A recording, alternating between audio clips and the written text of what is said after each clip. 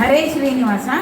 ವೈಕುಂಠ ವರ್ಣನೆ ಶ್ರೀ ವಾದಿರಾಜ ಗುರುಸಾರ್ವಭೌಮರ ಕೃತಿ ವೈಕುಂಠ ವರ್ಣನೆ ರಸಪ್ರಶ್ನೆ ರಥೋತ್ಸವ ಕಾರ್ಯಕ್ರಮಕ್ಕೆ ತಮಗೆ ಸ್ವಾಗತ. ನಮ್ಮ ಹೆಸರನ್ನು ಹೇಳಿಮ್ಮ. ನನ್ನ ಹೆಸರು ರಾಜಶ್ರೀ ವೈದ್ಯ ಅಂತ. ನಾನು ವಿಜಯನಗರ ಮಹಿಳಾ ಮಂಡಲದ ಮಾಜಿ ಅಧ್ಯಕ್ಷ. ಇದು ನಿಮ್ಮ ಹೆಸರು ಇನ್ನೊಂದ್ಸಲಿ ಜೋರ. ರಾಜಶ್ರೀ ವೈದ್ಯ. ರಾಜಶ್ರೀ ವೈದ್ಯ.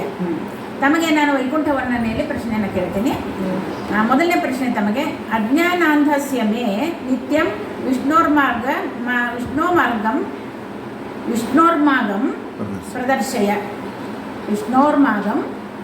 ಪ್ರದರ್ಶಯ ಎಂದು ಯಾರನ್ನು ಸ್ತುತಿಸಲಾಗಿದೆ? ಶ್ರೀ ವಿಷ್ಣು ಚಕ್ರವನ್ನು ಸ್ತುತಿಸಲಾಗಿದೆ. ವಿಷ್ಣುನಲ್ಲ ಅಲ್ವಾ?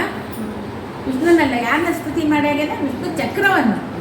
ಅಂದ್ರೆ ವಿಷ್ಣುನ ಸ್ತುತಿ ಮಾಡೋದು ಬೇರೆ, ಚಕ್ರನೇ ಅಷ್ಟು ಮಹಿಮೆ ಇದೆ.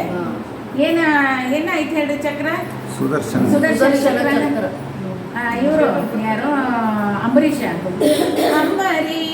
ರಾಜನ ಉಪವಾಸ ಜಾಗರ ಭಾಗವತ ಧರ್ಮದಿ ಜೀವನ ಮಧುರ.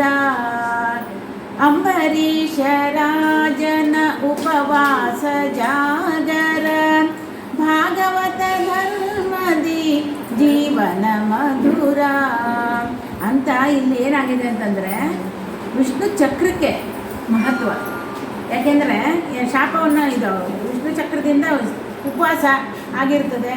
ಪಾರಣಿ ಬಂದು ಒಂಚೂರು ಇದನ್ನು ತಗೋತಾರೆ, ತೀರ್ಥ ತಗೊಂಡ್ರೆ ಪಾರಣಿ ಆದಂಗೂ ಆಗದೆ ಇದ್ದಂಗೂ ಎರಡೂ ಇರೋದ್ರಿಂದ ಹಂಗೆ ಮಾಡ್ತಾರೆ. ಮಾಡಿದ್ದಕ್ಕೆ ಕೋಪಗೊಂಡು ದೂರ್ವಾಸ ಮುನಿಗಳು ಏನು ಮಾಡ್ತಾರಲ್ಲ, ಚಕ್ರ, ಬರೀ ಚಕ್ರ 1 ವರ್ಷ ಇಟ್ಟಾಡಿಸ್ಕೊಂಡು ಹೋಗುತ್ತೆ ಅಲ್ವಾ?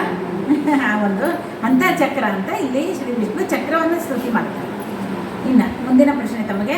ಎಲ್ಲ ಜಗವನ್ನು ಲಯ ಮಾಡಿದ ಶ್ರೀಮನ್ನಾರಾಯಣನು ಲಕ್ಷ್ಮೀದೇವಿಯರೊಡನೆ ಎಲ್ಲಿ ಮಲಗಿರುತ್ತಾನೆ? ಎಲ್ಲ ಜಗವನ್ನು ಲಯ ಮಾಡಿದ ಶ್ರೀಮನ್ನಾರಾಯಣನು ಲಕ್ಷ್ಮೀದೇವಿಯೊಡನೆ ಎಲ್ಲಿ ಮಲಗಿರುತ್ತಾನೆ? ಪ್ರಳಯೋದಕದಲ್ಲಿನ ವಟಪತ್ರದಲ್ಲಿ ಮಲಗಿರು. ವಟಪತ್ರ ಶಾಯಿ. ಸರಿಯಾದ ಉತ್ತರ.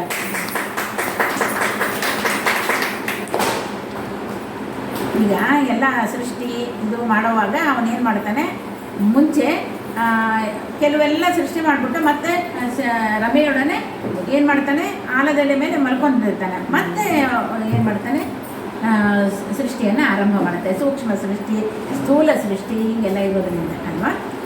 ಮುಂದಿನ ಪ್ರಶ್ನೆ ತಮಗೆ. ದುರ್ಗಾದೇವಿಯು ಹಯವದನನ ಪಾದವನ್ನು ಒತ್ತುತ್ತಾ ಏನನ್ನು ಮಾಡುತ್ತಿರುವಾಗ ಆತನು ಕಣ್ಣನ್ನು ತೆರೆದನು. ದುರ್ಗಾದೇವಿಯು ಹಯವದನನ ಪಾದವನ್ನು ಒತ್ತುತ್ತಾ ಏನನ್ನು ಮಾಡುತ್ತಿರುವಾಗ ಆತನು ಕಣ್ಣನ್ನು ತೆರೆದನು. ದುರ್ಗಾದೇವಿಯು ವೇದಗಳನ್ನು ಪಠಿಸುತ್ತಿರುವಾಗ ಆತನು ಕಣ್ಣನ್ನು ತೆರೆದನು. ವೇದಗಳನ್ನು ಪಠಿಸುತ್ತಿದ್ದಳು. ಸರಿಯಾದ ಉತ್ತರ. ಏನಂದರೆ ದುರ್ಗಾದೇವಿ ಅಂಧಕಾರವನ್ನು ಮತ್ತು ನಿವಾರಣೆ ಮಾಡ್ತಾಳೆ, ಯಥಾಜ್ಞಾನವನ್ನು ಕೊಡ್ತಾಳೆ ದುರ್ಗಾದೇವಿ. ಇಂಥ ಒಂದು ತಾಯಿಯಾಗಿ. ಇನ್ನು ಕೊನೆ ಪ್ರಶ್ನೆಗೆ ಬರೋಣ ತಮಗೆ. ವಿಷ್ಣು ಲೋಕದಲ್ಲಿರುವ ಯಾವ 2 ಅಮೃತ ಸಮುದ್ರಗಳ ರಸವನ್ನು ಮುಕ್ತರು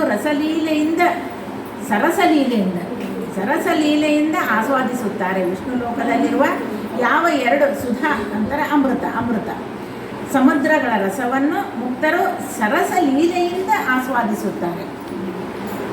ಆರ ಮತ್ತು ನ್ಯಾ ಎಂಬ ಅಮೃತ ಸಮುದ್ರಗಳ ರಸವನ್ನು ಮುಕ್ತರು ಸರಸಲೀಲೆಯಿಂದ. ವೈಕುಂಠ ವರ್ಣನೆಯಲ್ಲಿ ಬರುತ್ತೆ ಇವೆಲ್ಲ. ಏನಂದ್ರೆ ಆರ ಸಮುದ್ರ ಮತ್ತು ನ್ಯಾ ಸಮುದ್ರ. ಏನದು? ಸುಧಾ ಸಮುದ್ರ ನ್ಯಾ ಸಮುದ್ರ ಅಂತಾರೆ. ಆರ ಮತ್ತು ನ್ಯಾ ಸಮುದ್ರ ಅಂತ ಹೇಳಿ ಆ ರಸವನ್ನು ಲೀಲೆಯಲ್ಲಿ ಕಡೆಯಲು ಏನು ಸರಸದಿಂದ ಏನಂದರೆ ಆ ಲೀಲೆಯನ್ನು ಆಸ್ವಾದನೆ ಮಾಡ್ತಾರೆ ಅಂತ ಇಲ್ಲಿ ಹೇಳ್ತಾರೆ.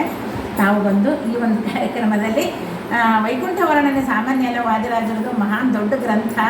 ಅದನ್ನು ಹೇಳೋ ಮಾತ್ರದಿಂದನೇ ಒಳ್ಳೆಯ ಅನುಗ್ರಹವನ್ನು ಮಾಡ್ತಾರೆ. ಅಂಥ ಒಂದು ಕಾರ್ಯಕ್ರಮದಲ್ಲಿ ತಾವು ಬಂದು ಪಾಲ್ಗೊಂಡಿದ್ದಕ್ಕೆ ತಮಗೆ ಧನ್ಯವಾದ.